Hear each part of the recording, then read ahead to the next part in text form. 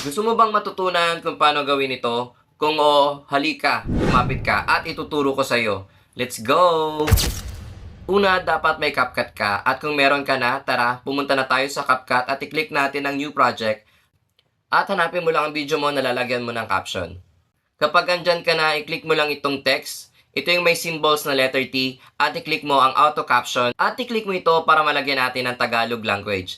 Pero dahil walang Tagalog dito, i-click natin ang Malay.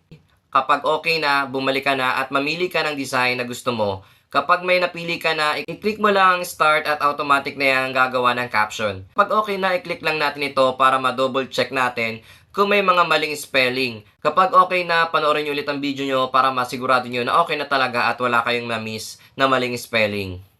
Kapag okay na at wala nang mali, i-click lang natin ito para ma-save natin ang gawa natin. Kung may mga katanungan ka, mag-comment ka lang dyan sa comment section at sasagutin natin yan. Bye!